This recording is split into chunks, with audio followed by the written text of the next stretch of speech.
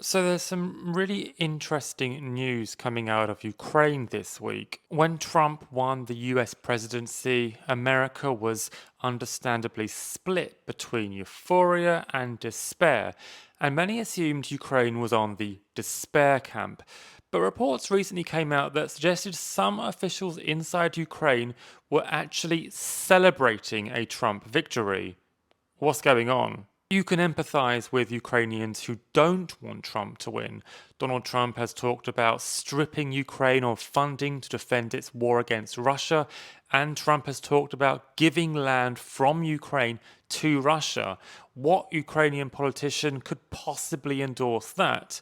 Well, apparently it's some people inside Zelensky's team. And I said in my last video that this was not the official stance of the government, it was merely whispers in the hallway, a bit of political gossip.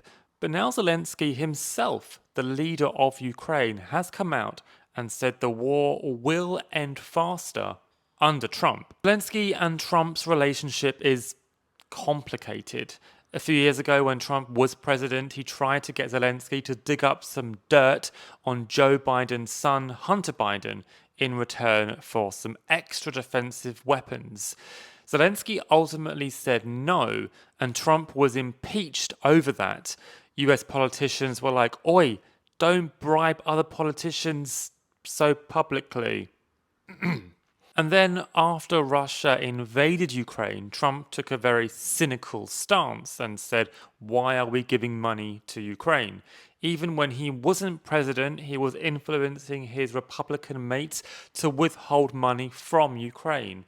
Why could Zelensky possibly suggest that the war would end faster under Trump? After all, many European countries have said that if Trump's plan is put into place, it won't end the war, it will just stall it and then expand Russia even further.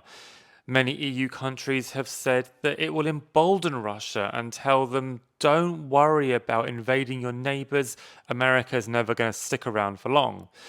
But look at this letter, well, message, that Ukraine's leader Zelensky sent Trump several months ago. It is very complimentary, very charming. Zelensky has also said privately in the past, before the invasion anyway, that he respected Donald Trump. And when he hoped to meet Trump back in, I think it was 2019, he hoped Trump would like him, saying that they are both TV stars turned presidents and that they would have a lot in common. Trump clearly had other ideas. I think Zelensky has been hedging his bets a little bit. When the US election was going on, it was very divisive, and Kamala Harris and Donald Trump were up against each other, and no one really knew who was going to win, and Zelensky needed to make sure that he was in the good books of both politicians.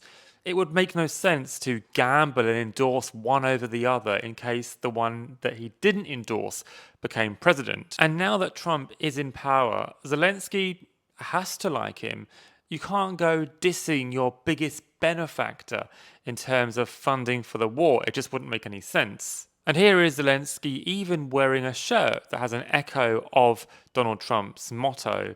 Donald Trump says, "Make America great again." Here Zelensky is seen saying, "Let's make Russia small again." That being said, some officials were celebrating Trump's win for more than just being Trump fans. They felt that Joe Biden had let them down over the last 1,000 days. Biden will always say, "We're here with you, we've got your back."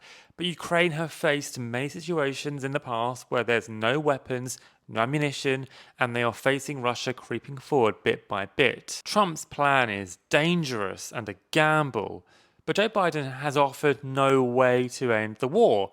And the maths, by the way, wasn't adding up either. If the war goes on forever, as Joe Biden seems to have been pushing it, Ukraine would have run out of soldiers and weapons much faster than Russia.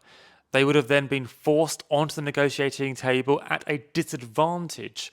It would have ended up looking very much like the plan Trump has endorsed, albeit over the next few years rather than sooner. Likewise, when Zelenskyy says that Trump's plan will end the war faster, he's not necessarily saying he endorses it, nor is he saying that it will end the war on good terms for Ukraine.